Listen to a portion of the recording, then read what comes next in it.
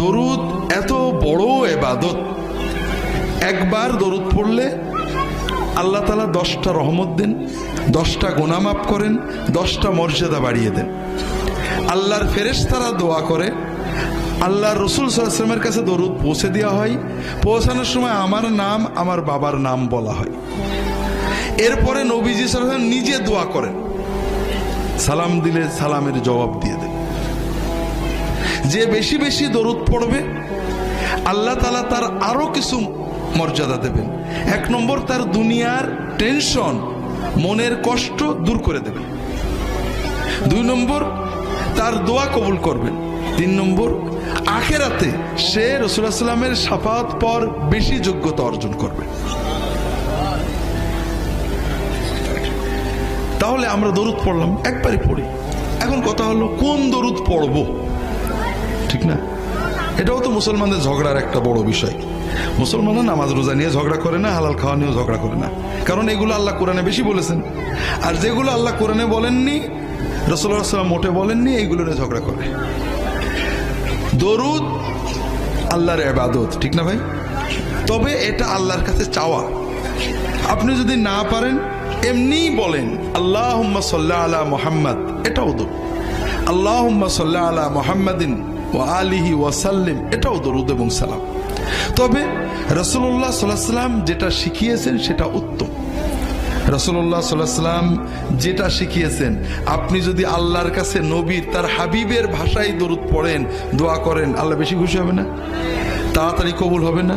হ্যাঁ, এই জন্য রাসূলুল্লাহ সাল্লাল্লাহু আলাইহি ওয়াসাল্লাম আমাদেরকে দরুদ ইব্রাহিমী শিখিয়েছেন, নামাজে আমরা যেটা পড়ি।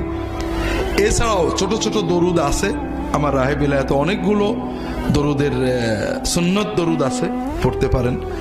যে কোনো দরুদ আপনি একবার পড়লেন, এখনো শেষ হয়নি, আপনি আল্লাহর জিকির করলেন আজানের সাথে, নবীর দরুদ পড়লেন। রাসূলুল্লাহ সাল্লাল্লাহু আলাইহি ওয়াসাল্লাম বলছেন, তুম্মা সাল্লু আলাইয়া, তোমরা আমার উপরে আজানের পরে দরুদ পড়বে। আমাদের দেশে নেই, বাংলাদেশের অনেক জায়গায় আছে। আজানের আগে দরুদ পড়ে, আবার আপত্তি করলে ঝগড়া করে, নবীর দরুদ পড়ো, তোমার কি?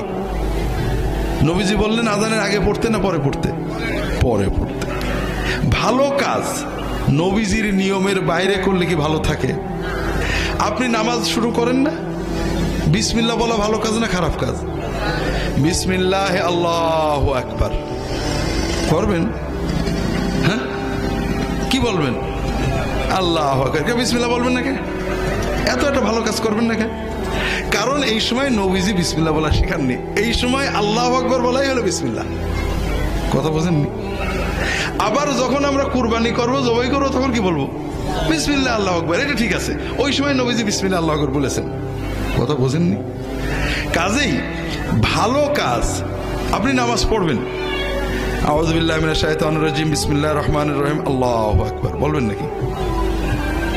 আউযু বিল্লাহ ভালো কথা, বিসমিল্লাহ ভালো কথা, কিন্তু ইবাদত বন্দেগী নবীর শিক্ষার বাইরে যুক্তি তর্ক দিয়ে বানানোর মানেই হলো আপনি নবী মানেন না। নবী যে মানে সে যুক্তি খোঁজে না, সে নবী খোঁজে। আর নবী যে মানে না সে কি খোঁজে? যুক্তি খোঁজে। আমার দেখতে হবে নবী কেমন করে করেছেন আলাইহিস সালাতু ওয়াস সালাম।